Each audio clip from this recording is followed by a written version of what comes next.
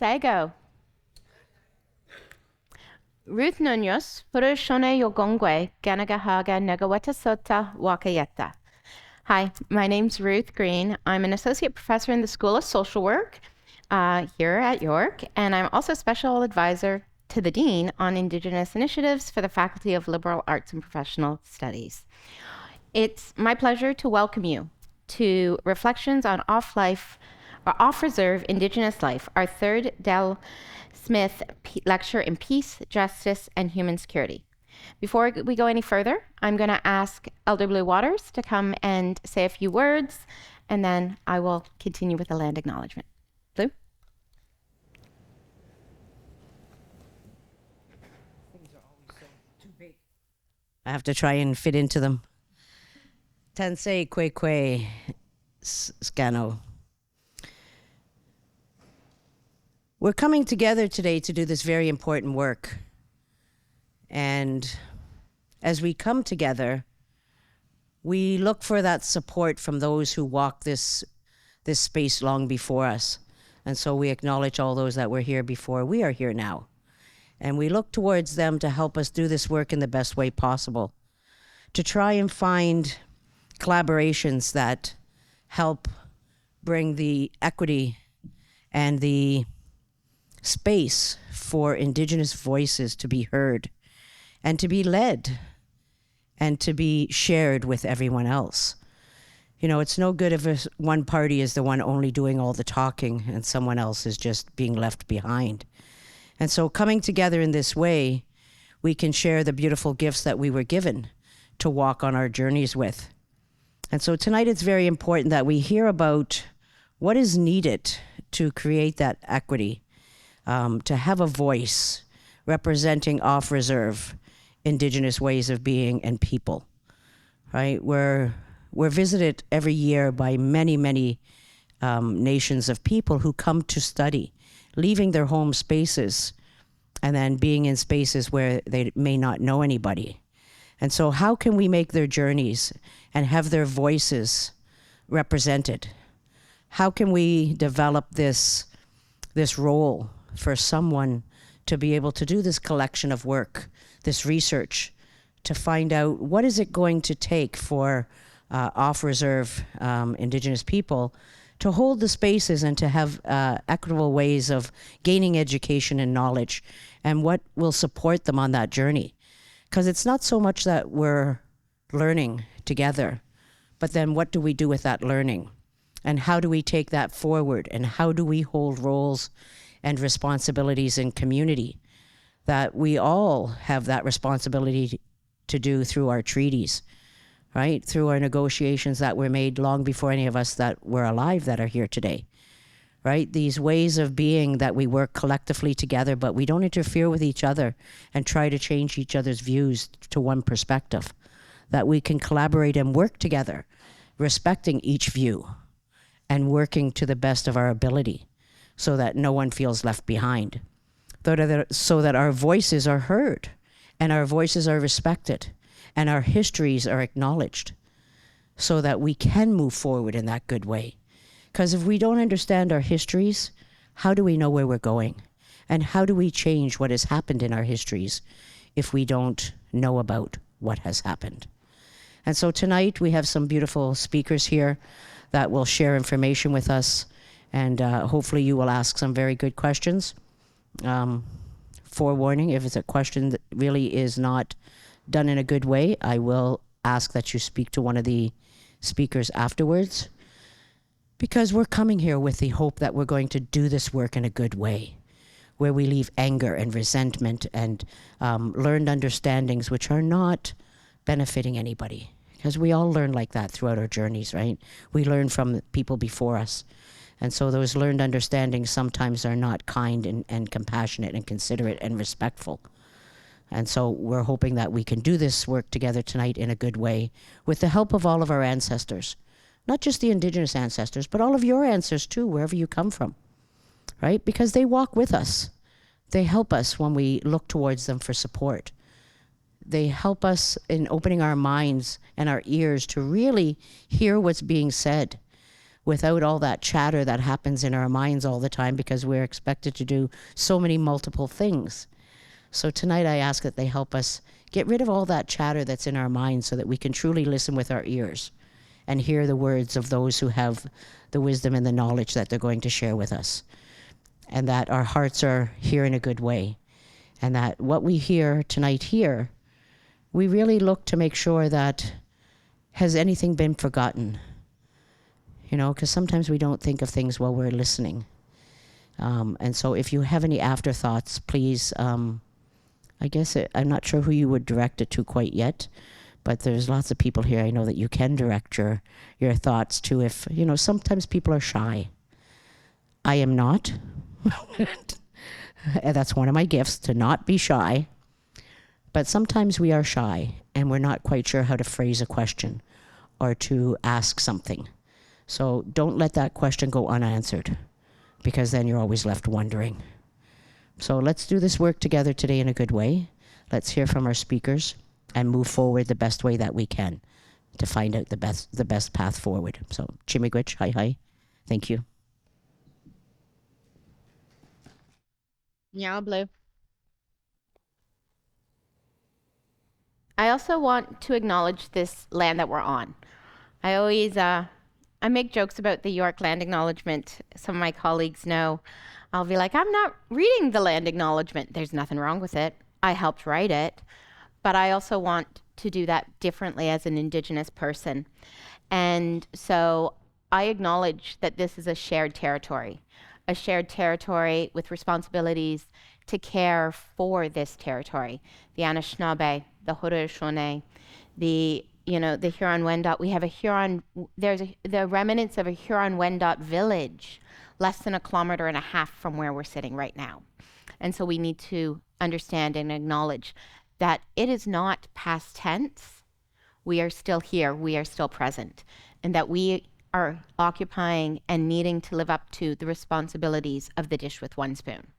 I talk about the dish with one spoon in lots of places, so I'm not going to delve into those stories and those teachings right now, but I want us to acknowledge that this is this territory. Things are slipping.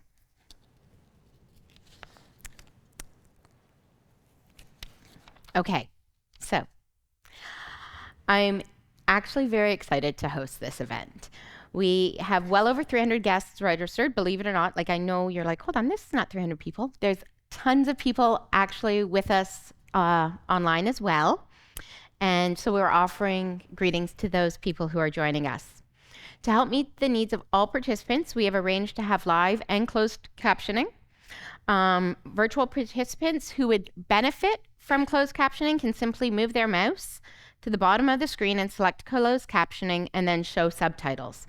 If you have trouble with this, please use the raise hand feature and we'll assist you privately. We are very pleased to host 3 amazing, extraordinary Indigenous leaders who have actually all inspired me. And that's kind of the fun thing about when you host these events and organize them. You get to actually invite people you want to listen to, who have helped you, who have nurtured you, and who inspire you. And so these 3 individuals are amazing.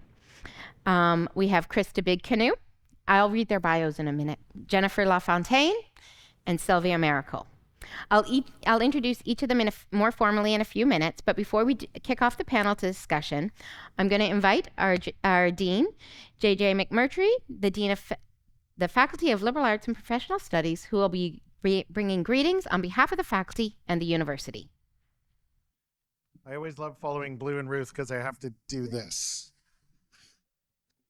And then everybody else is going to hate me. I have to bring it down. So I have some formal notes here today, but I do want to say to kick off what a really momentous moment this is. Ruth and I have been talking about this for a very long time. Tom, our advancement officer, trying to bring this idea to fruition even before COVID. And so I really am super excited personally to be here in this room with all of you and be with all of you virtually. And I'm really hoping that this is the beginning of a discourse and a conversation that we will continue for many years to come, long after I'm no longer dean.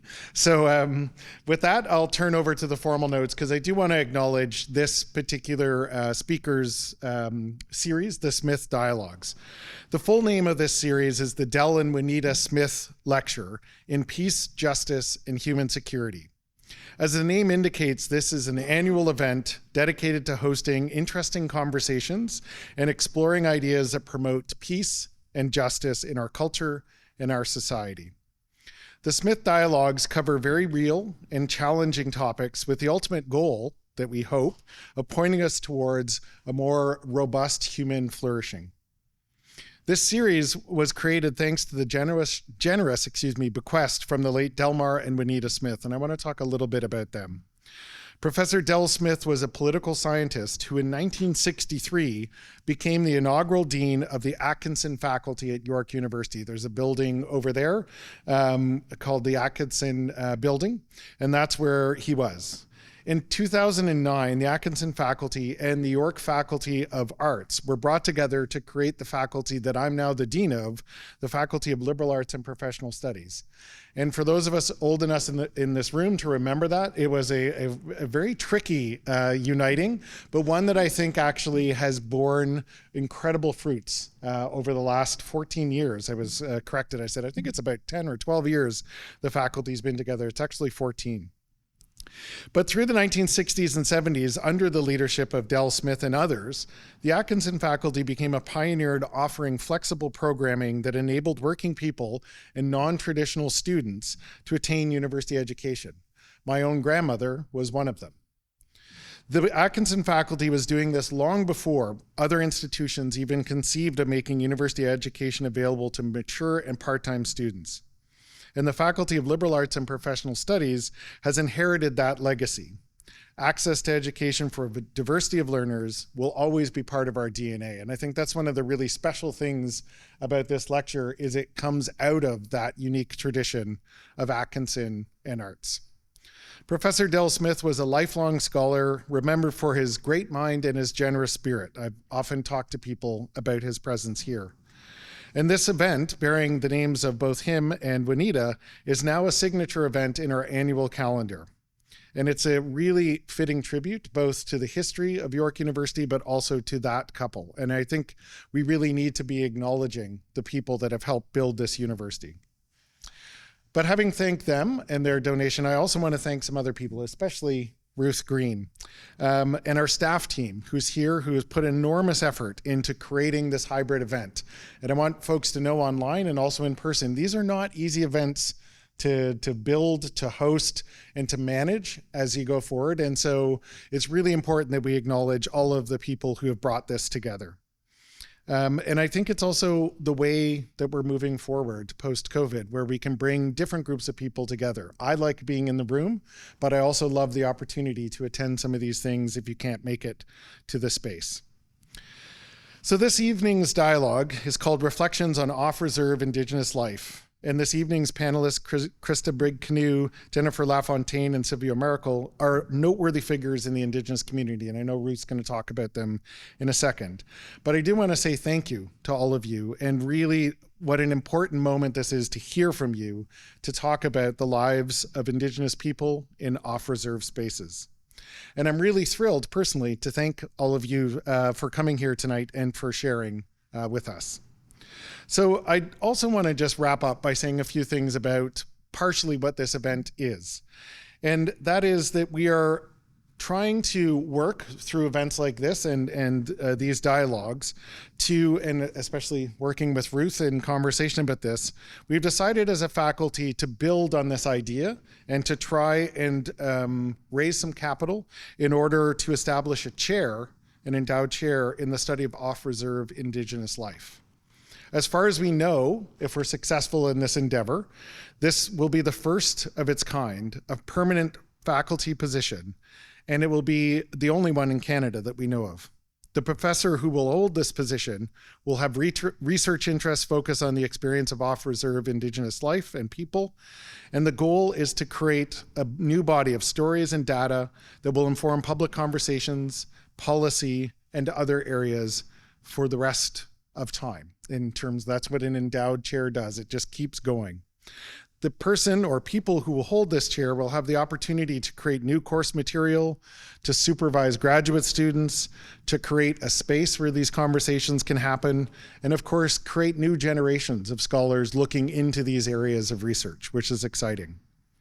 So to support this vital initiative, the faculty has set a fundraising goal of $3 million to make this position happen. And in addition, we have set aside $1 million of our own money as a way to get things going and to show our commitment to this, as well as to incentivize donors to come into this kind of conversation. Other fellowships and scholarships will be added to the fundraising effort, but the chair itself will be a central hub for generating some vibrant new streams of academic activity and community engagement. And we hope that our potential donors and the broader York community will become as excited about this new initiative as we all are. So enough from me as the Dean. I want to welcome again to the 2024 Smyth Dialogues, and I want to turn it back over to Ruth Green. Thank you so much. Thanks, JJ. I get to introduce you to some amazing, strong, brilliant people. They have real bios, and I'm going to stick to them, I promise. I'm looking at them going, yeah, I'm going to stick. I'm not telling the personal stories and those fun moments that inspired me, but believe me, these individuals, yes. So Christa Big Canoe is an Anishinaabe mother and a lawyer. She's from Georgina Island First Nations. She's been the clerk of the court and an administrative justice of the peace in and for the Northwest Territories. She was named a changemaker to the Canadian Lawyers' Top 25 Most Influential in the Justice System. And in 2021, Christa was the first recipient of the Alnoba Moment of Truth Award.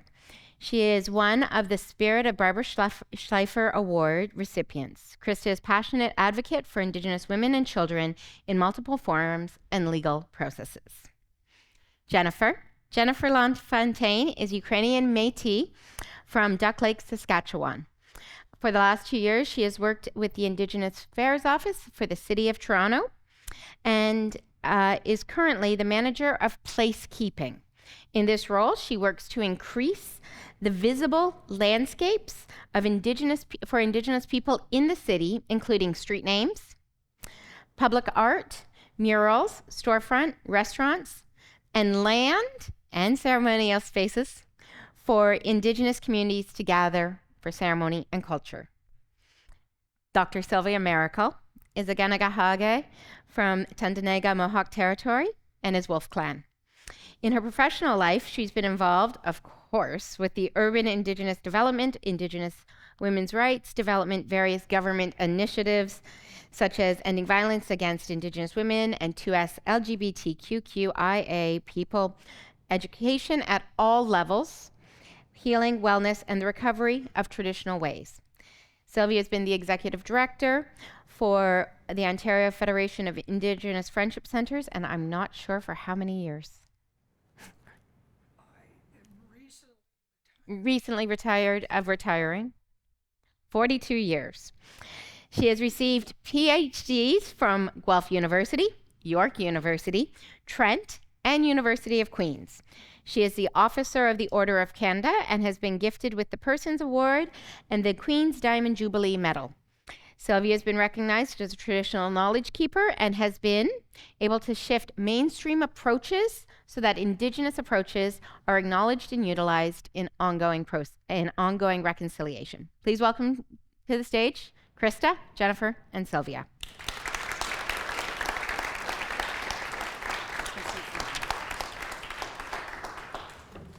So, in preparation for this panel, I asked all of these change makers to think about discussions and projects and commitments that they are currently incredibly passionate about that impact First Nations, Inuit, and Métis people living off-reserve. Well, First Nations people off-reserve and Inuit and Métis people. And so I'm going to ask them to share those thoughts. And from there, we're going to do some reflection and some conversation based on those. Any volunteers going first? Or are we doing alphabetical order, Big Canoe? Oh,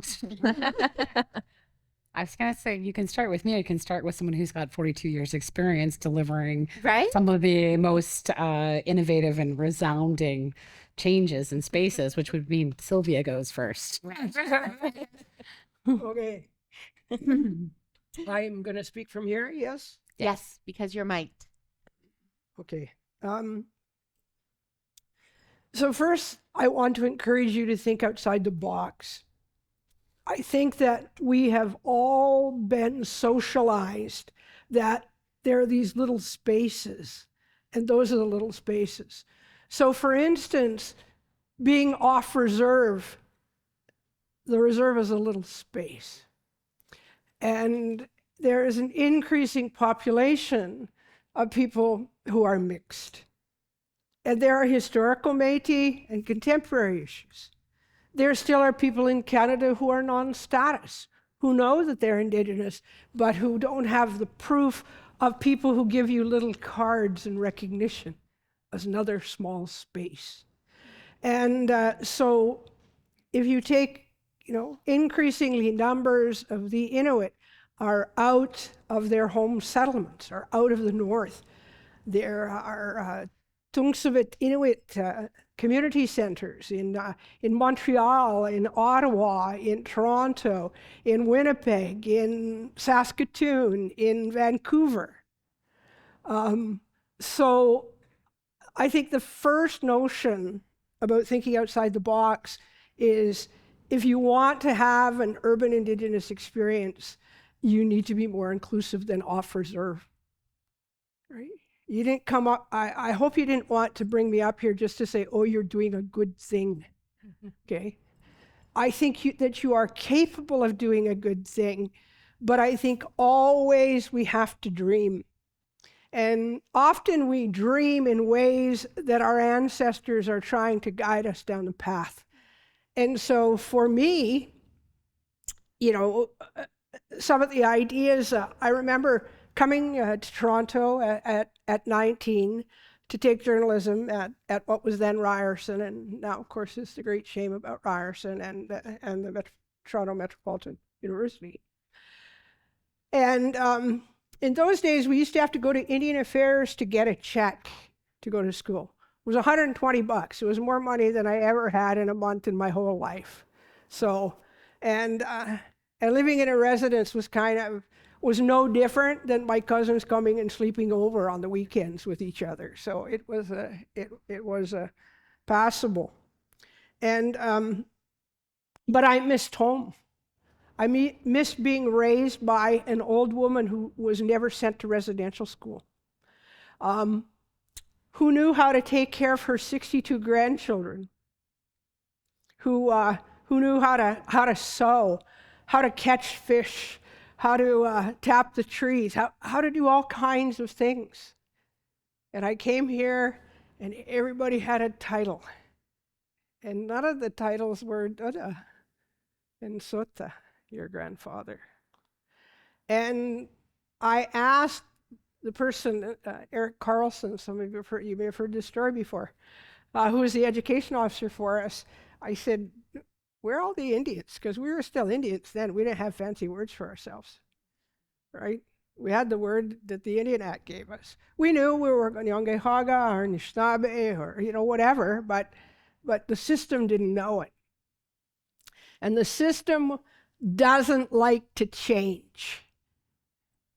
Or you would have done this a long time ago. Right? You've been here for a long time. I don't want to guess how long Susan's been here, but a long time. Susan's the one who got me the degree here, so I appreciate it. And so I would want you to think about that as well. So anyway, I went and they sent me to the Indian Center, and when I got to the Indian Center on Beverly Street, there was some copper piping, plumbing, and it said Ani. I had no idea what that meant. Now I can speak as many Anishinaabe Moawan words as I can, Haudenosaunee, Kanyange Haga. But it means welcome. But I didn't know that. And a guy named Dan Smoke worked there, who's an elder, who's still alive, living in London. And he was happy to see someone else, because there was lots of Ojibwe and Odawa and Potawatomis everywhere. You couldn't have swung a paddle and not hit one. So, it was a time of change for us as a society. And for where I came from, the group that did that was called the North American Indian Traveling College. And they took all kinds of intertribal members, young people, and the elders took them across the country and introduced them to other elders. And they shared songs, and they shared dances. They even shared life. Tom Porter married, someone from southern Florida, Seminole. Like it raised our spirit that hadn't been there for a long time. We were the first of the generations not going to residential school. It still was happening in the north, but it wasn't happening here. So all of a sudden, there was this light, and the box got bigger, and it got lit up. And I remember saying then, and the question I'm supposed to be answering quickly is, what are the ideas, pitfalls, and why might we already have provided a roadmap? So the very first roadmap that we provided at the Native Canadian Centre Toronto, what used to be called the Toronto Indian Centre, was to call it the Native Canadian Centre of Toronto, so that Métis and Inuit could feel involved. It was a very simple thing to do. Just like Indigenous is meant to be that, it's meant to be all of us. And it's meant to actually tie us to other Indigenous nations from other parts of the world. Indigeneity doesn't just belong to Turtle Island. It's all over. And we have to think about those things. And there are lots of things that we can share with each other that we have never been exposed to. But when we go around the world and we talk about the turtle, about North America where we live, they all get it. They have maps, they have stories. They can tell us their stories. And creating creation stories, they didn't write our creation stories down. We have only done that in the last 40 and 50 years with the beginning of the ecumenical conferences in the prairies, and people being invited to ceremony and being able to hear it, to watch it, to experience. So the big change was the name, and the second change was I asked, you have all these things that guys can do. They play hockey. They can they play baseball. They bang the heck out of their mother, the drum. And I said, you don't have anything for young women. And remember, in the 1970s, when I started to go to university early, it was women's liberation. It was, we're not putting up with your shit anymore, period. And so we asked, I had to get friends of mine from university. By the way, at Ryerson, there was only 3 Indigenous students. Gary George, Joe Hester, and me, in all of the faculties. And there might have been people hiding because they didn't know, but anyway. So we wanted to do something with young women. They said, what? And I was big into sports, so I said, well, I'll play volleyball and basketball, get us a gym. And they said, oh, they won't come. And I said, well, then get the van. And Jim, I can't remember Jim's name. He was a van driver for a long time. Mason, he said, no, I'll pick him up and drive him. And he did. And he'd sit outside the gym and take them home. So the first night, 20 came. The week later, 100 came. The week after that, more than 100 came, and we had to get a place that had 3 gymnasiums, and we could open the whole thing. And young women wanted to be involved. We didn't want this, and then we got involved in the new Friendship Center on Spadina. I know it's not new, it's like 40 years old now, but about fundraising for that. and there were all kinds of things. And I'll tell you, those are simple things, but those are real community development things, that the community itself can articulate what they want. And I took that lesson really important, that old woman who raised us knew how to keep, that the great peace was always going to be there, and that us scrapping as kids, we were going to grow out of, but if we understood our ways. So they gave us the keys to the center, and there were rules. They said, no drinking, no smoking drugs, and no sex. And there was a dead silence in the meeting for a minute before I looked at my colleagues, and everybody gave the little nod, and we said, yep, we can do that. And we did it. And they brought elders and traditional people, they brought dances, and they brought songs, and we were changed. We weren't just a social service agency, we were a community agency. So I'll maybe stop there because I can go on, as you know. I got 4 PhDs, I can lecture for an hour from no notes. And so if you have some thoughts, I want you to think outside the box. The box is never, ever going to be big enough for us, but the circle can. It just keeps going out and going out. And if you've never been at a powwow and you've watched for a round dance, you watch how that just goes and goes and goes. And the audience and even bleachers, they'll pull them back so there's room for everyone. Whatever you're going to do it in a circle, it'll fit everybody. Whoa, did I hear a Mohawk woman say do it in a circle? No, I'm just kidding. I love that. Yeah, some of the jokes the Anishinaabe and the Hodays are getting, okay. If we're going backwards or forwards. Well, I'm an OG hawk, so Oh, yeah. Make sure you go the right way. I'm an OG hawk. I can go either direction. Now, having said that, Anine, we have a show. Christa Gichichima on the Dishnakaz, Nigig Dodum, Georgia Island, Danjaba, Ogimakwe, Ganund Majig, Gakina, Gui, Wabama, Debwewin, Miigwech, Shemnado, Shokamisik, Nokamisik, the faculty for having us. So I started in Anishinaabe. I'm just introduced. So, one of the things that works, one of the ideas that works is the reclamation of our languages, because our languages include laws, they include our identities, the way we culturally understand things that a lot of us have lost. And we didn't have to attend residential school. Like, I personally did not attend residential school to have lost my language, right? There was a whole colonial experiment that, in addition to residential school, made us believe that, English or French were the languages we had to speak in order to do well and to survive in society as part of community. So one of the things that I continue to work to do is learn language and use language and introduce myself. And I do that in every forum that Aboriginal Legal Services, so I'm the legal director at Aboriginal Legal Services, every forum we're in, I use the language. The only place I haven't is the Supreme Court of Canada, because as an intervener, you only have 5 minutes. And I don't know if you count it, but that probably took me a minute. So I'm not losing a minute to introduce myself. But it's also part of our Ganok Nagawan, our law, that when we're in our territories, we speak or introduce ourselves, and we do it in a relational way. So I explained I'm Christa Big Canoe.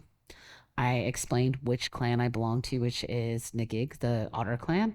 I told you which community I'm from, which is Georgina Island, which is really close to here, actually. This was my people's traditional territory. I often say that while I'm in Toronto, that, depending on where you are, there's the Toronto Purchase or Treaty 13, but Treaty 13 is a colonial process that forgot to look at a whole bunch of other factors, right? And so these are territories my people traditionally were on, like where we harvested things, where there were tributaries and waterways, where we as canoes, being, a big canoe, those were our highways. That's how we lived. That's how we traded. And they basically have been buried over in a city, right? And so understanding that the land that we stand on or the resources we stand on are often buried and not necessarily the first or traditional ones is part of understanding. And I learned that first from language, having to relearn language, and to to sort of understand part of that cultural practice, right? It's a good way. When we do more traditional, like if I was with only other Anishinaabe Moon people, I'd probably explain who's my father, who's my grandfather, like who's my grandfather and grandmother, Duda, because she was Mohawk, and who, where my family's situated and what role we play in community. And that would be part of a traditional. And it's about building trust and relationship, because we have a responsibility and obligation when we live in kindness to actually build relationships with everyone. You don't have to love everyone. You don't have to sing Kumbaya and sit down and pray or do whatever together, but you do have to understand that every single interaction you have is a relationship, and you can only build community if you're willing to build those relationships. So how do you do that when we go back to the question and talking about solutions, ideas? Well, first of all, Indigenous people are in the best position to understand solutions that work for their community. When you look at, and I spend a lot of my time lecturing and making submissions to like Senate standing committees and Parliament and, submissions in court, and often rely on like the worst statistics, the worst information about what Indigenous people experience. I talk about poverty. I talk about mass incarceration. I talk about death. I'm an international expert in Indigenous death in custody. So, you have these conversations and it sounds very downtrodden. What I do though, when I speak, particularly with students or groups, is I say, why aren't we sharing the stories? And not the word resiliency, the stories and our truths that look at all the positive aspects. Right? When you think of something or a concept, and so we talk about a roadmap, you think of a concept, for some Indigenous people, it's blood memory, right? But, it's been scientifically proven. There's epigenetics that prove that some of our theories around blood memory. Blood memory is this concept that from our ancestors, we, genetically reproduce, and we have the strengths and the trauma. Where's the first place that the research goes? When we talk about epigenetics, it goes to trauma, right? There is a lot of research done on the trauma that our people have experienced. You know what there's not a lot of research on? The strength and resiliency we continue to have. The blood memory that lets me know when I'm in the bush, whether I'm here outside of my First Nation community or I'm in the bush in my community, when I smell sweetgrass, when I see ginseng, when I know what medicines I'm looking for, regardless of where I am. That natural instinct to know where to go, not just the stuff I've learned from, aunts and family members, but just an awareness the minute I get a woof, the smell of sweetgrass. And I know exactly, and I can like pinpoint it without even looking at the ground. That is blood memory, and that's resilience and strength. That's been built into my DNA because my people needed it and used it. So we need to start sort of rejigging the narrative. We need to look at things like epigenetics and the blood memory theories, but we need to stop focusing on the trauma and harm that the colonial legacy has caused and see how those solutions have been prevailing since time immemorial for our people. We already know the medicines. We already know how to build relationships. In Anishinaabe, we had Ganok Nagawan, which is constitutional law. And when I introduced myself to you in Ojibwe, I said, I am the little chief of those who advocate, because we don't have a word for legal director, but we've always had advocates. We've had advocates that had helped in our laws when there was family breakdowns, when there was territorial disputes, when there was larger racial disputes. We've always had Ganok Nagawan, which is the laws, and we've always had Ganundamajig, which are those that could advocate for others. So, and then I explained that the place I'm the little chief of those who advocate for is Aboriginal Legal Services, whose Anishinaabe name is All Who Seek Truth.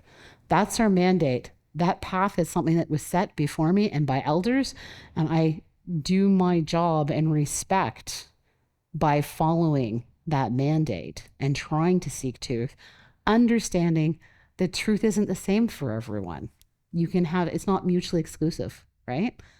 Like think of, like I always like to use an example of crime. Think of a crime. A crime occurs. There's two witnesses. The gentleman in the back over there is there, and the dean's right there.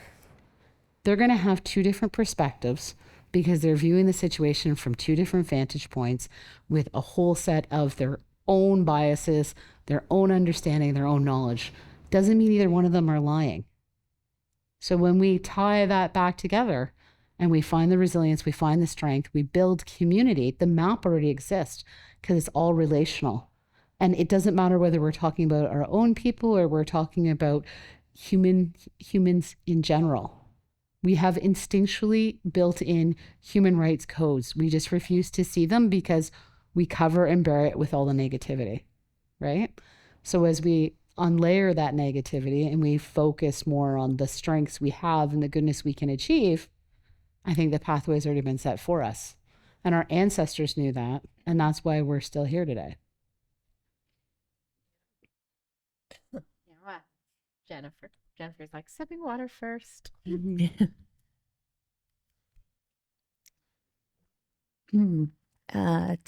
Nipi Masquanitsikasan. My name is Jennifer LaFontaine. I'm Métis from Duck Lake, Saskatchewan. And when I was a baby, and my dad was about my age, his dad asked him to drive him to Duck Lake, Saskatchewan, a place that he had never been. We were in Kelowna, British Columbia.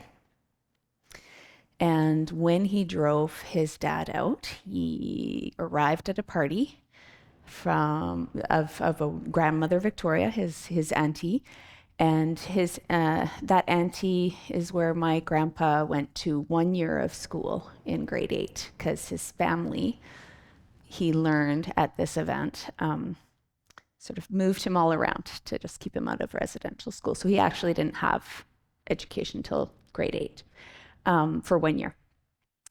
Anyways, so my dad goes to this event and he meets all this family that he's never met. And he's like, what language is my dad speaking? He was speaking Cree, he was speaking Michif, he was telling stories. Everybody was his family, and this was all family that my dad had never met. Because when his dad was 14, he left Duck Lake and he never returned. That was a period for the Métis people that people went to. It was our leader, Louis Riel, was executed by the Canadian government when my grandpa would have been a baby. And that period after that was a period of deep loss and deep pain for the Métis community. And so people didn't talk about it. So he left there and he never talked about being Métis again. So he left when he was 14. My dad brought him back when he was in his 80s. But my dad had the opportunity before his dad passed to meet his whole family and to return to his homeland. And he was able to carry that story to me. So I grew up knowing I was Métis, which a lot of people don't who were my age. But really, it was just, I felt comfortable saying my grandpa was Métis.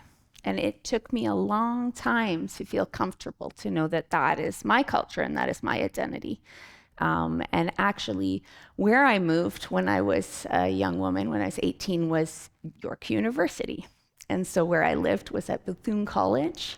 And I also felt very displaced from where I grew up. And I remember being here and there were more woodlands at York then. There were these quite big, they called them the woodlots. But you could just go, you could leave your class when you're feeling overwhelmed and you could just go sit in the woods. Or you could sit by the pond over there and just kind of take a moment by the water. And these places were really important to me because I grew up in the mountains, I grew up by the water. And so so I'm going to fast forward a little. I work at the Indigenous Affairs Office now, working on placekeeping. And that's a design term, it's a planning term. So even I was only moderately familiar with it when I came into this role.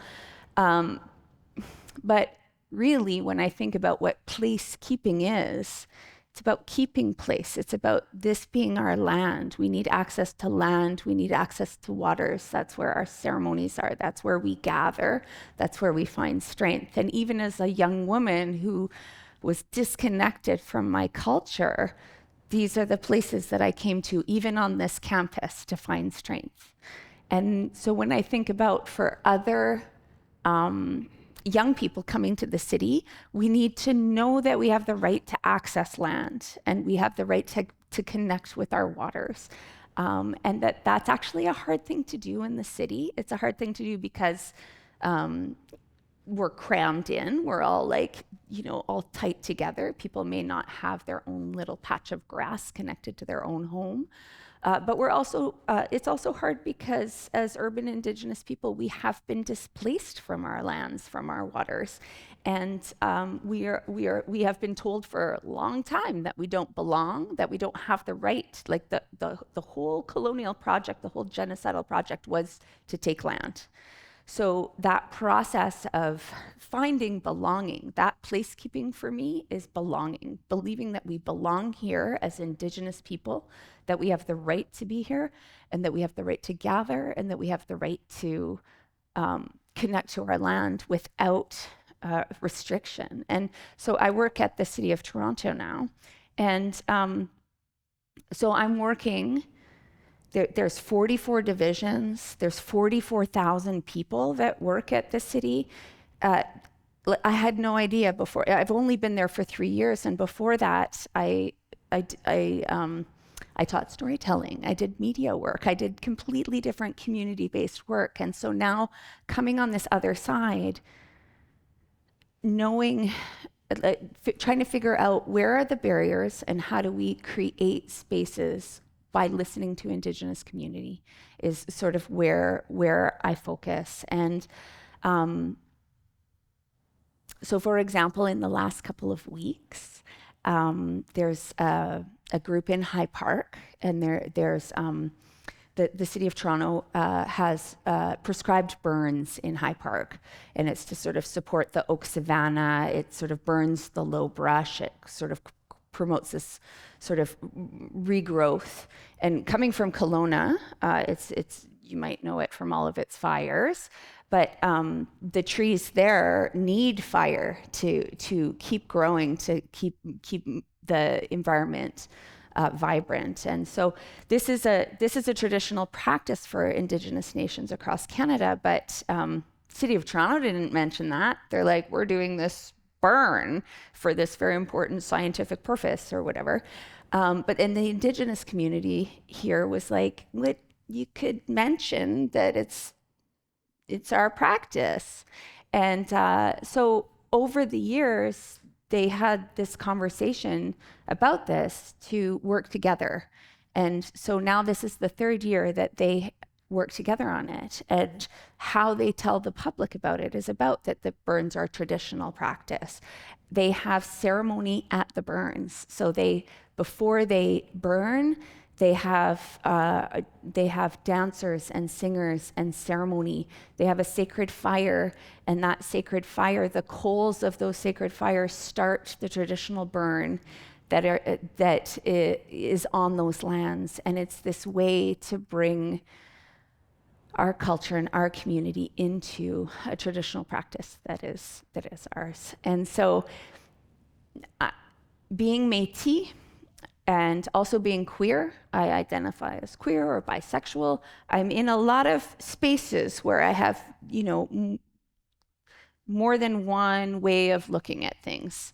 And so working at a city, it really makes me have to work that, because you have to work with all city staff to say, listen, you need to look at things differently. You need to, even with this, it's an Indigenous worldview. It's not a Western scientific view.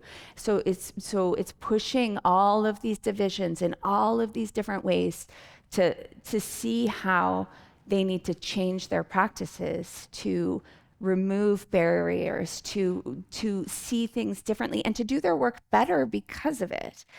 And we need to support Indigenous community who need to navigate the city, who need access to the land, they need access to the water. We need to not be fined for having a sacred fire. We need to be not told we don't belong in those spaces.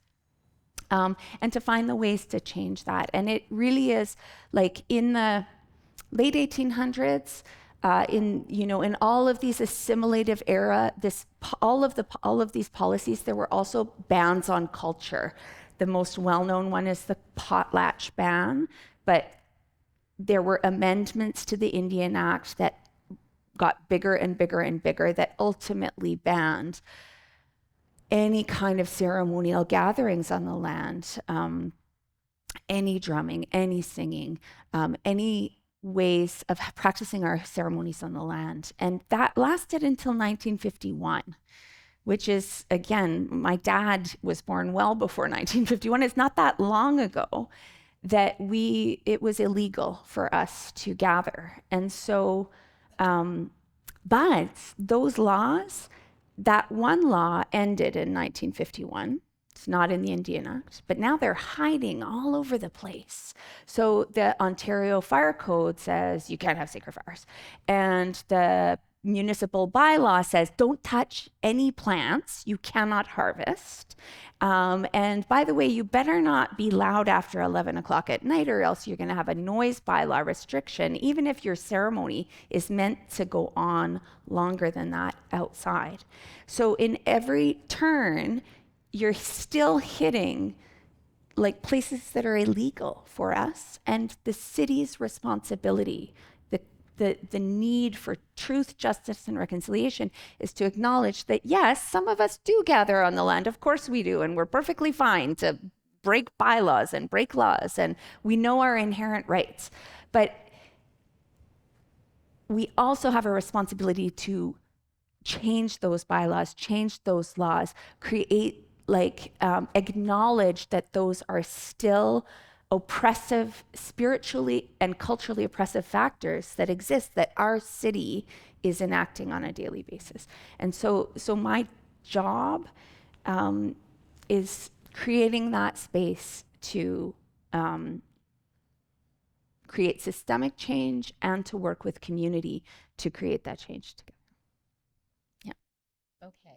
So these were supposed to be opening remarks. However, I think our panelists have actually read us, shown us, provided us with many different spaces and places to think through how their work and the work of communities.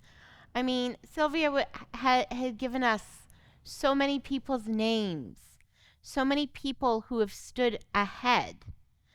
And we're looking at those, and we're looking at building a better future for those spaces not here yet. You know, as Sylvia was saying, the box is never going to fit. The box is not going to fit.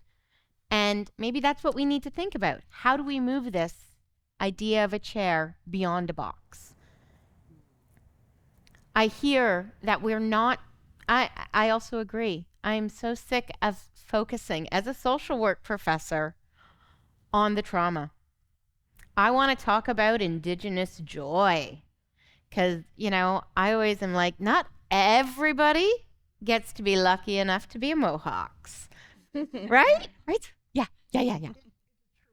It is a truth. You are. Yeah. But there's joy.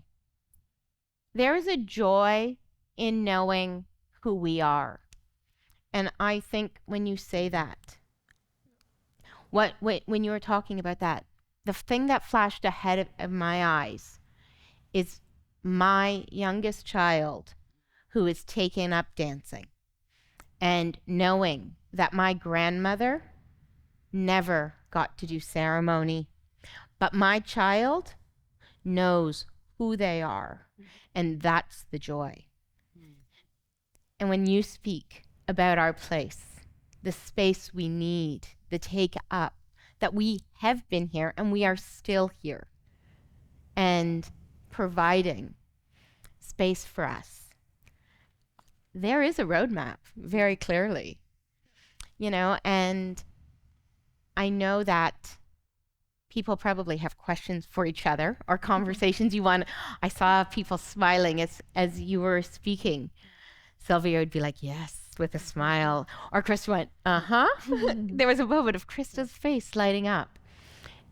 Because what you are sharing is not just the intellectual space, but it's the spirit and the knowledge that has come from the lived experiences of being yourself. And I think that's what the chair needs to be able to provide. I have other questions, but I also know we actually are at a time, not out of time, but have people who want to ask questions. And I also want to offer a space for you to ask each other questions or dialogue. How would you like to proceed? Sylvia? As we go, Sylvia. What? Sure, if you want. If that's we'll hear questions from the audience, and we'll slide in the comments we want to make. Awesome. Can I do a commercial? Yeah. I think one of the things that I think is really important about the box, is getting rid of the box, is we have always attempted to do that. So in the creation in 1979 of the new child welfare legislation in Ontario, we created Part 10. That was supposed to be for everybody. The Métis sat at the table, the women sat at the table, First Nations sat at the table, urban sat at the table, and we had it all designed. Wasn't what went to the House. And so just a month or so ago, I did a piece in CTV. It was very small, you would have missed me. And at the end of it, with the reporter who I know quite well, I said to her, why are you not going to the people who deliver child welfare services and asking them how should the system change? Because we're paying $1,000 a day per child to take them out of Nunavut, out of Nunavik, out of Northern Ontario, out of mandated child welfare agencies, because they don't have enough money to run, because that child, and the other thing they don't have is housing. Like, for Christ's sakes, why, if it's all would resolve our child welfare problems is if we built housing, why aren't we building housing? I say that now that I am a member of the National Housing Council. So we're going to build some houses soon, okay? But the other thing I wanted to say is, if you're going to create this chair and you're going to say people should do research and people should do research on whatever they want, can they get off this bridge called my back and start talking about what we're doing right, what is amazing, what should everybody do if it's good for our kids? I promise you it will be an improvement for your kids. So why aren't we doing that? But no, we always, I can't tell you how many times I watch the news. I study journalism. I can't not watch the news. But inevitably, I cry every night about some story on the news. And I don't care if it's a beluga whale that didn't make it. But my point is, we continue to survive. We're here. We have contributed to Canadian society in ways you haven't even been exposed to yet. At what point can you start shining us up like the Migas? We're supposed to keep our shells, our ceremonial things clean, wash them, because we don't want them dirty in the message we're doing.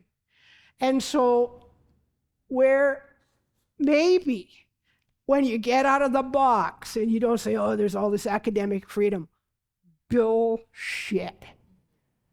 And if it's that brilliant, somebody's covered it 55 times and you're only re-quoting some old books that nobody's read anymore. So let's do it different. And being positive and dealing with strength and resiliency. The fact that we still survive, right? I was laughing when you talked about the police. Do you know Terry Swan? Well, Peter Ochis was doing a feast for us here in the city, and there was a bunch of food, and we had to take it out to the park. So we took it out down by Ashbridges Bay. And these two cops came up on horseback, and here are these two women dumping a big container of food. And he says, hey, you can't dump here. I said, we're not dumping. We're feeding the spirits. And Terry was all ready to get into it. And you have to know our friend. And we said, we've been at a traditional feast. A 112-year-old man came all the way from the foothills to do the ceremony for us, and we've done it right, and we have to put this out on the land. They got off their horses, and they tied their horses up, and they helped us carry this heavy container, and they helped us move the rocks around it. We put it down, and they put it back, and they left. And they were shaking our hands goodbye, and I said, why can't all police be peacekeepers? And you could tell they were embarrassed because they didn't have an answer. But I think they probably, when they were riding away, they thought, what's a peacekeeper? Well, what do you think a peacekeeper is? They're not fighting. They're not arguing. They're not putting you in shackles. They're not locking you up. You are free to be who you are. And that includes if you want to sing a song at midnight. So I do it from my balcony. The people across enjoy it now. It's funny, just like jumping off that point to someone, if we don't have a question yet, is like when you're talking, when you were talking about the spaces and the places, and it's funny because I feel like maybe I'm so fortunate. I grew up with such a strong, despite being Caucasian presenting, which by the way, I'm like one of 4 in my entire generation. Everyone else looks very Indigenous except for one of my sister and 2 other cousins. So I grew up actually not recognizing that I was as white appearing as I am, because I was always around brown people, and that's the way I saw myself, right?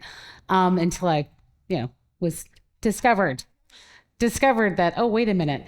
But despite all that, when you were talking about space, I grew up with enough, and I'm calling it privilege, and I don't mean in the context of like white or wealthy privilege, but I grew up like in the, just go to the normal, like a privilege that my family helped me understand. So I was blessed enough to understand my roots, despite colonial exercises, despite, residential school, despite everything that's happened, that I was a strong Anishinaabe woman, and here's our beliefs, and here's where you belong. And I was very fortunate because my contemporaries don't have that. And I see that in every single day in the work we do at Aboriginal Legal Services. I saw it every single day that I was on the National Inquiry. The way people experience life, they didn't have the benefit of this strong sense of belonging. And maybe something about that sense of belonging, like the whole time I've been where in my people's traditional territory, I don't care what the hell they say, they're not stopping me from doing anything, right? But I can see how disenfranchised people would be, or if you don't have that same sense of, well, this was my people's territory, this is what we did, that you won't find that. And it wasn't until I was working with the most impoverished, with the most marginalized people, that I understood their disconnection and the disenfranchisement. I was so blessed to grow up in a family, in a community that was like, this is who you are, this is what we believe. And I had all of that. Despite looking the way I do, I still had all of that. And it wasn't until I was working with the most disenfranchised people who have no sense of belonging or space that I started to realize. And that pathway is creating the space, right? And look at us, like Rainbow Bright over there, you and I've been doing this for 20 years. I've been showing up in court with the biggest bling possible. I dare any judge to ask Miss Big Canoe why she's wearing ethnic earrings. It's never happened, right? And so you indigenize the space, right? And you own it. And when you do that, and it's funny because like literally 15 years ago, I'd still be wearing these colors and I'd be the only one on a panel wearing these colors. Everyone would be, and people thought I was crazy because I was so colorful. Now I see all the color around me and I'm like, yeah. So like we own the space, we get to own the space. But I love that we are seeing spaces. And I like that it's people that are getting to be involved, like Indigenous people from different walks of life, different generations, like community. Like often we fall, I feel like we get so polarized now that we fall into these little caveats or these little specialized groups. We forget the community, like the real traditional sense of community, family and community is literally cradle to grave, right? Like our community involves all generations. Our community has to involve all different things instead of just these small little identification points. You don't have diversity if you don't have that inclusion. So I like that there's a creation of inclusive space. But I'll tell you what, whether the city tells me I can do it there or not, I'm going to. So it's just, and then I think there's a lot of us that feel that way. And it's not just a sense of entitlement, or just like justification. It's like, no, this is my right. This is my human right. I have a human right in this country to practice my religion. My religion says I'm having a moon ceremony and that I have to have my fire burn to a certain time. Guess what? My fire is burning to a certain time. Also because we're disenfranchised of all the spiritual places because of the bans. Because of the bans, all of that was taken away from us. If we don't reclaim it, we never get to continue doing it. You know, when you say how fortunate and knowing the privilege of being raised, one of the things I dream about, and as Sylvia said, you were raised with a grandmother that knew. But there's this generation between where Christa is saying, you understand that's the privilege. Yeah. Because I say a lot of times I want to be in ceremony where our contemporaries do not apologize for not knowing our culture.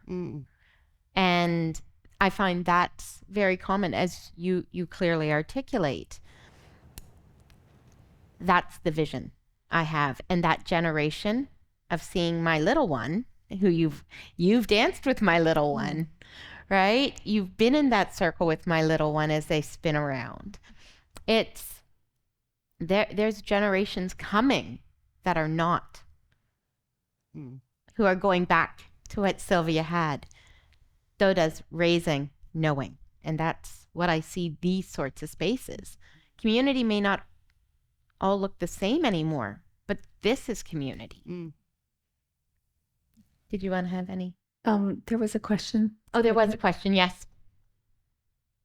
My name is Julia Satov, and I've been in about diversity inclusion for about 20 years, and I'm here to learn. So just putting that out there. And one of the things that I'll always need to learn more of is about Indigenous communities and being able to support. So my question is, when we look at education itself, education is to eventually, if you don't stay in academia, is to be able to go out private sector, public sector, and do work and make that change. And so here's the challenge. I've worked with BMO as National Diversity Inclusion Manager. I was able to work with Indigenous leaders that worked at the Bank of Montreal, for example, for us to be able to develop. And we had to turn the system on its head. So we would actually teach managers what it's like when you're interviewing any potential candidates from across, especially Alberta, we were working with in BC. I like that. I was like, turn the system on its head. It's actually you that needs to learn what it's like. And that was wonderful learning. Now I'm in tech, so and it's global. And in tech, I'm finding it's incredibly difficult to shake that system. And so what's happening is, how do I invite Indigenous to a space? Because I can't own that space. I cannot speak for. And so what happens when you're in this, I guess it's a circular motion, but not the circle we want, which is we know that community is where you're going to get the most. So if we create that community, or that community is created because it's communal, not individualistic, then more safe spaces come about and more production and connectivity. But nobody's coming forward as well. And we look at safety. We have a few here and there, Métis, and they connect with me and they talk with me privately about different things, but we don't even have enough to come and bring that community employee resource groups. What do we need to do, or do we need to have patience till it's time? And I think, by the way, psychological safety precedes doing diversity work and inclusion work, and that's where we rest on. So I'm okay to wait. And if I'm that safe person individually, but how do I create the community in the circle so that we have that? You know, I don't know how to do that. Don't wait. First part of that's don't wait. Indigenous people like have 5 degrees, or Canada's top lawyers, or don't wait. Right? we that goes back to that sort of dialogue or narrative of, oh, the poor Indians, or oh, the poor, look at all the trauma that they've experienced. But we have generations. I'm a funny thing because my parents were pre-boomers, but I'm not, like, I'm in a funny space because I don't fit into one generation perfectly. But we have generations where the space could be created with a bit more input. We have brilliant young Indigenous people who have visions, who have creativity, who do have spaces. It's like, I think it's generational when you're talking about tech more than it is necessarily about cultural groups, right? But having said that, there are cultural groups of Indigenous kids. So my kid was just with one of my colleagues' kids at Inspire's Soaring last week. And like, you know, how can you excite a 16-year-old? Not very, she's a rep hockey player. She doesn't get excited about much, but she was, you know, gone for 2 days and came back elated. And so there is that space, but it's tapping into what are the environments they feel comfortable in, what is familiar to them. So maybe what you're looking for is finding that familiarity. And again, I'm going to say, stop focusing on the negative narrative, start focusing on what do they like? What is it that drives them? Is it like think of things like music, right? Like when you think of Indigenous inspired music, or like right now we have a lot of like we have different things, but we have a lot of techno music that youth like, that's Indigenous with powwow background, and there's all sorts of things. It's really about figuring out your market, right? Because our kids and my generation, we're educated now, right? It's not the same issue as what we had. And so I think don't wait. You need to rethink about the approach you're taking and what does the market look like. And maybe it's just increasing your knowledge, right? Knowledge, this is like my ever famous spiel. Knowledge is power. If you know the Indigenous people, whether they're urban or it's like an actual community that's situated itself in your region historic, then you're talking global. So you're talking even more, right? But if you take the time to learn a little bit, you increase your knowledge about that community, their background, their culture, their preferences, but we're not frozen in time. We're not museum pieces, right? Like we evolve. And so when you evolve, you obviously have new interests. So part of that market is like modern Indigenous kids are fabulous. Oh my God, they're so freaking fabulous. Because they're not stuck in some of the same, I think, gaps that we fell into. So, I think you've got lots of opportunities. You need to sort of revision what it is they want or need, as opposed to like, how come this model is not working with them? How come that model is not working with them? You need to ask them what model will work for them. And it needs to be youth. But youth are disengaged in a lot of stuff because they're so inundated. So, leaders like myself also need the permission to be able to, right? When we did Juneteenth or whatnot as well, there was, inviting people in to be able to talk to anybody. Came in and she said, we need to be able to talk also about trauma, but also about the celebration of it and the permission to do so. And so I think when we're given the permission to say, bring that in, I'm talking to beading, right? Like we're talking about the STEM and the arts. Hey, let's talk about beading. Let's talk about these types of things. Bring in Indigenous people, actually hire them. They should be the people that are bringing everyone else in, right? So if you're bringing in the Indigenous people, not just like, not in, as stakeholders or in some type of advisory, like in earnable, payable with equity positions. And that's how you're going to increase Or some of it's going to be you going out. There are tons of organizations, tons of employment and post-secondary counselors for young people who've never had the opportunity to dream, because we always think in the box. We can't do those things. And so, I told BMO, who I'm talking to, a tall woman, always got her wardrobe paid by BMO. She was one of your Indigenous liaison people, but you have to do that. And you have to create relationships, and relationships take time. So if you expect them to come or send a resume to you, they're not going to do those things because they don't have a relationship. And so you have to do that. And I don't care where you work. I don't care if you work in public health. I don't care if you work for the CN. I don't care where you work. If you can't be bothered to come to the job fairs for our kids, you're not going to get the best of what we have. Too bad for you. And there's tons, we are multi-billion-dollar industries in this country. And we don't have financial people and financial analysts and people who would be part of your whole network. And we're not going to get them in there. And we're going to keep sending the money that the government says we don't really deserve, which we only say is never enough, right back out to you to make money on. So stop doing that. Okay, because it is a box. You want a circle? Make the circle. Go around, talk to people, call people look people up, look for the social agencies in your community. I mean, I don't know if you're here in Toronto, but if you're in Toronto, Ms. Beak is the name of it. It's fancy, but you can read it in English. I think it still says Native Employment Services, but it doesn't matter. And say, do you have people? Do you have students? Do you have whatever? And give them summer jobs and mentor them. That's how you work. Yeah, scholarships. I would say placements. Go to the Indigenous tech agent, like tech companies, like Indigenous Friends, or there's multiple ones now that they're training and creating Indigenous people having long-term employment space. This was for employees already in there. Well, they're only going to learn if you open the door so that they can meet people who they're not afraid of to sit next to on the bus or the transit or the whatever, and learn that we're human beings. Are you trying to find people within self-identification that already exist in a space? Yeah. They don't want to. Because it can't always be me, because I'm like, who am I? They would want to be seeing their own, right? That's what it was. We have lots in. They want to see the person who makes the most money and has the most power.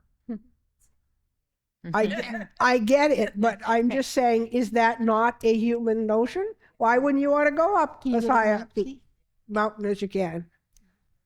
Awesome. Hi. I'm Charlene Gumbs. I'm a social worker.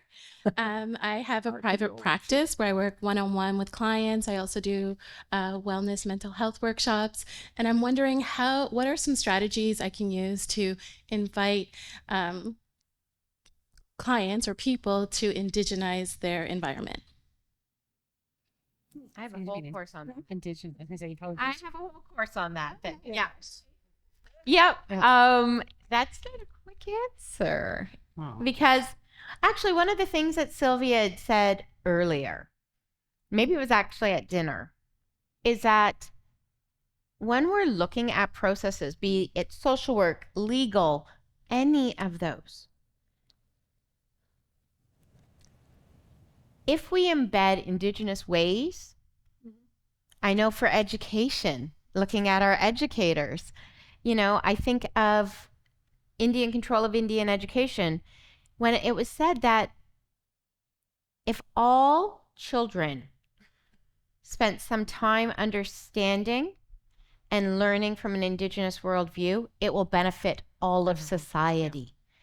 Our ways are not just going to benefit Indigenous people. Looking at somebody in experiencing trauma from a holistic perspective, looking at any issue from that holistic, outside of the box perspective will benefit all. That'd be my social work answer.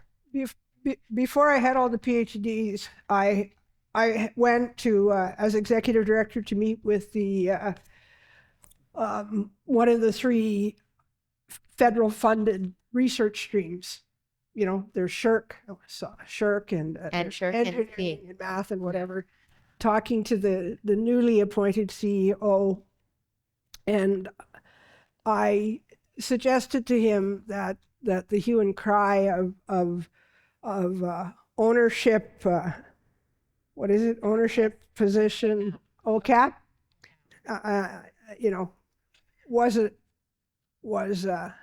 was inappropriate.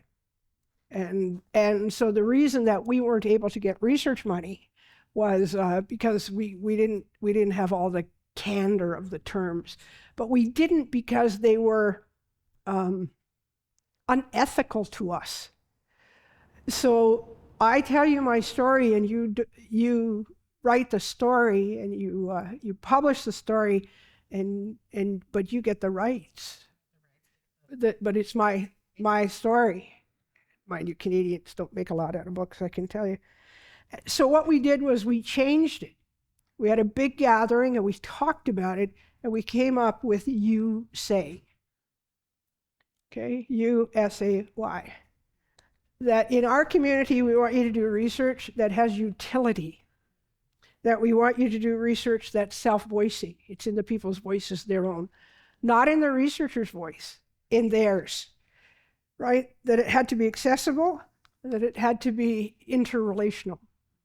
And so when we went to study diabetes, we went to the North Bay Center, and they showed us how they help people.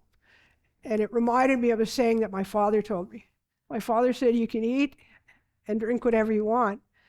If you walk the 10 miles to town and you pick it up and you bring it back. We were talking about bologna and red pop then. That was our treat on a pay weekend. And but I understood what it meant. So they take people fishing and they take them hunting. They take them to the wild rice and they show them how to clean it and how to take care. Like, do you see what I mean? If you're going through all that, you're going to be hungry, but you're going to be eating food that's good for you.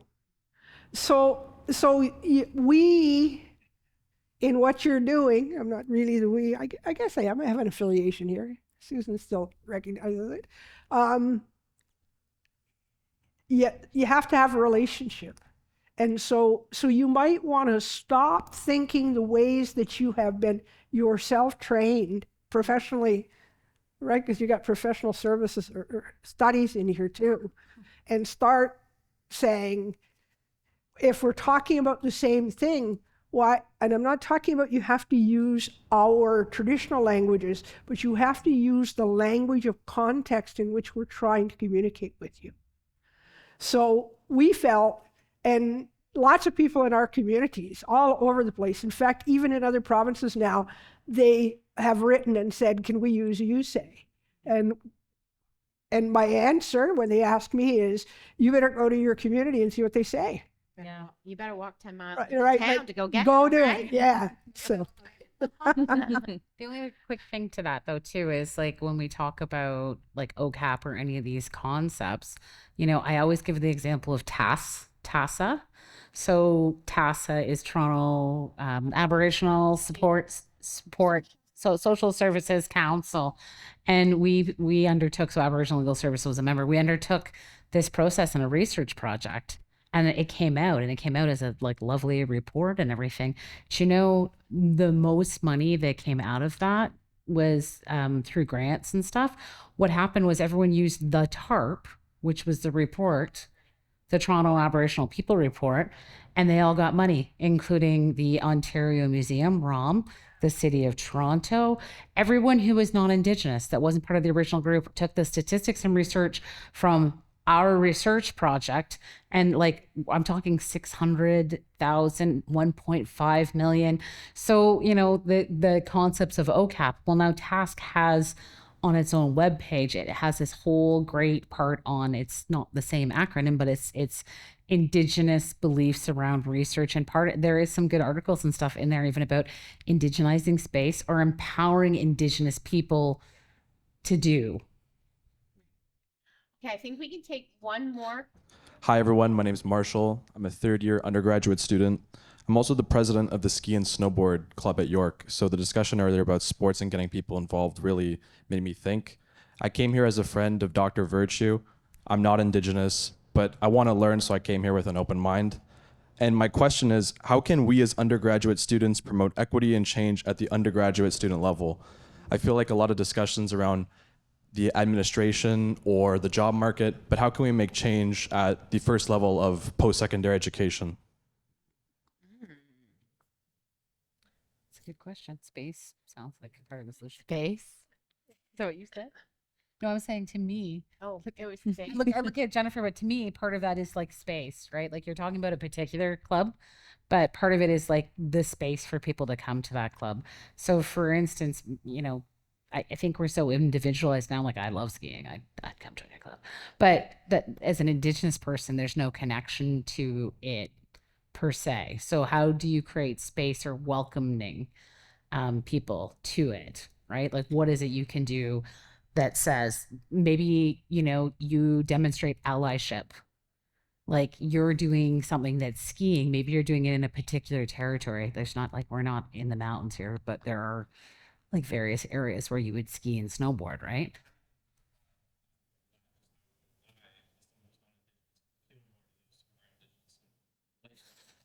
Knowledge is power. It would be that swarthy knowledge you have of the Indigenous people in this region, or like an ability to demonstrate true allyship.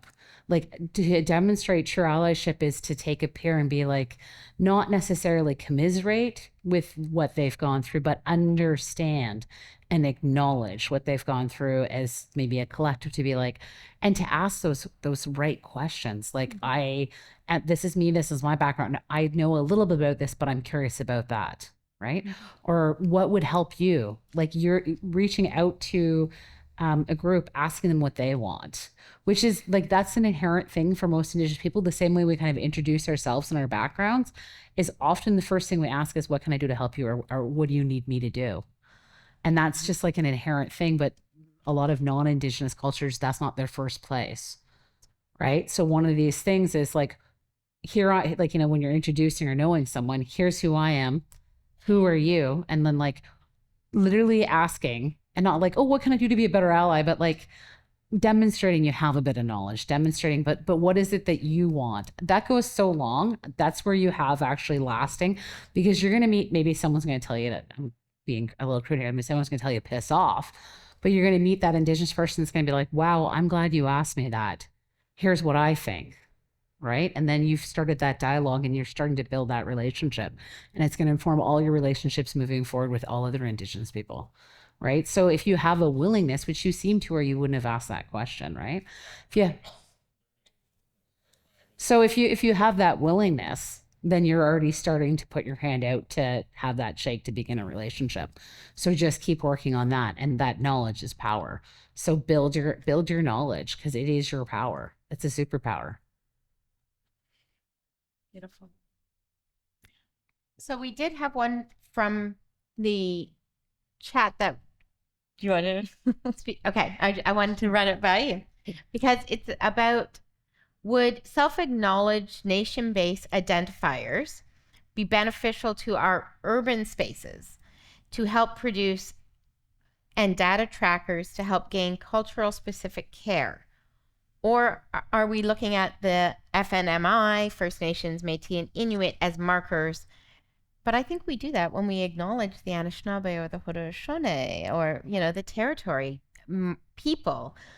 So is it culturally specific care for over 500 or 650 nations and over 40 Inuit Métis cultures? So,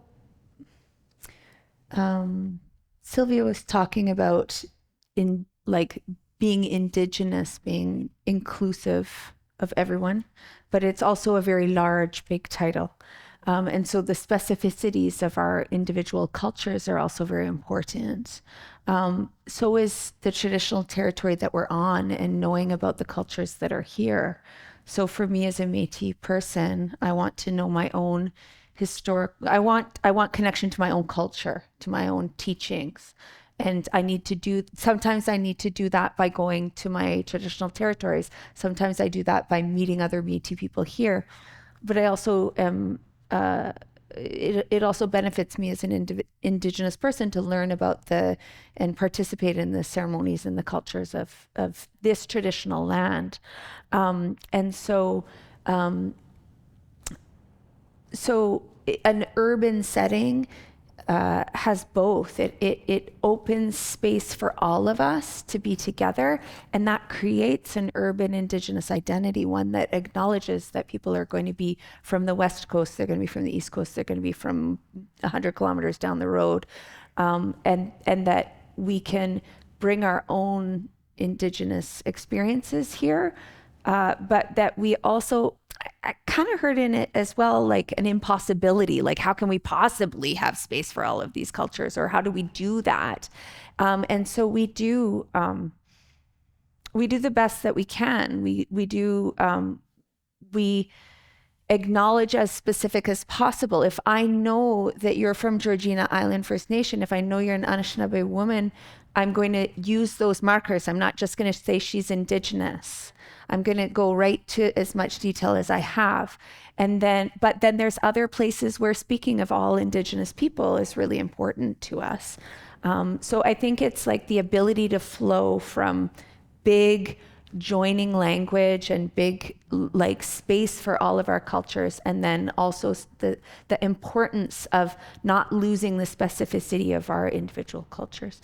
When I a few years ago I went to Kingston and to do an education degree, and I joined the Kingston Indigenous Languages Nest. And you talked about all of that shame of losing, of having our languages taken from us and so on. And I experienced that. And so walking into this space, the leaders of the group were like, welcome, like come in. And we all learned each other's languages. Whatever language was in the room at that point, we had this opportunity to learn that and bring that. And by doing that, like just reduce the shame. And then we would have our own language journeys ourselves. For me to go deeper into Michif, I would need to find my own like teachers as well. But that space was for all of us. And that space was for acknowledging that we're all in this urban space together. And that when we learn from each other's languages, it helps our confidence in our own language. And then there's that connection, just connecting the dots there. If you think of our last ISK, Indigenous Service Canada Minister, I believe that's what Mark was, right? Whatever anyone has to say about his job or what he did, he took Mohawk. He decided, and he would miss like cabinet meetings so that he kept his appointments to learn Mohawk because he recognized as a non-Indigenous person on Indigenous lands that part of the reclamation had to happen by everyone. So he was learning Mohawk. And that goes back to this point both of you made about like our education and the things we teach our children and our principles and our beliefs would help everyone. So would Indigenous languages. Like if you don't understand the laws of the land and territory you're on, which are situated in our languages, then you're never going to truly understand or make that place holy, right?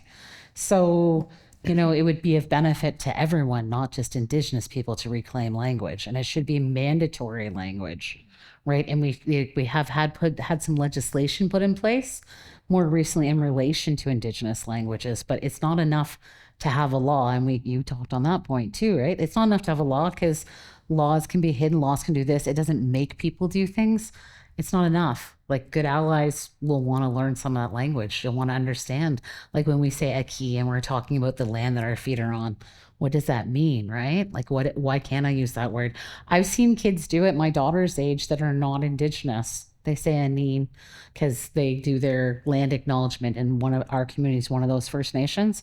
But there's the other thing. This is my big take one message home. If you're going to be part of a land acknowledgement, even if it's perfect or okay or different or whatever, please remember to actually acknowledge the land. It's not the people whose territory it was. It is the land. It's the land that sustains us. Just look around this room. You look out and there's these beautiful trees, but look at all the wood in here. Look at the concrete. Look at everything that's in here that exists only because the natural world provided the resources and that all the benefits we have are on this land. And every time I hear land acknowledged, I'm like, and nobody thanked the land.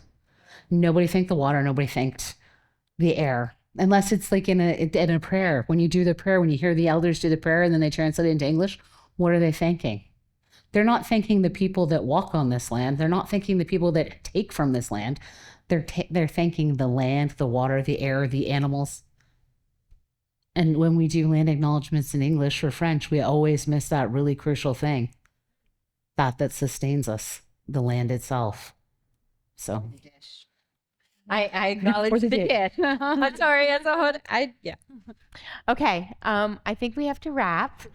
And this is one of those weird moments where I go from being the academic to realizing that I'm also the elder Shkabe, and the elder had to leave, so now I have to send the spirit that the elder asked the ancestors to come in, and I know they had to go and deal with something, so now I have to then do, this is a fun job. This is being married to the elder.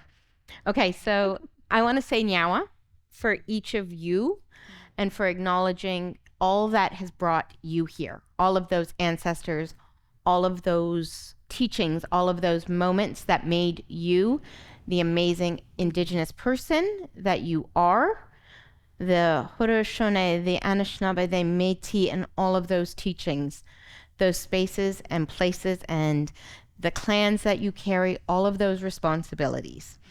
And I know that your ancestors, those that past ancestors and our future ancestors are here and have been thankful for the words that you share. And so as we close, I want to give great greetings to them and thank them and tell them it's time to go, to return to their spaces and places, but that we have much gratitude for them and for much gratitude for all that we have heard. And I hope that it provides many conversations forward. So as we leave and we journey home, I hope that you all travel safely home to the people that love and care for you, and that you are received back home when you get there with all the joy you need. So, Nyawa.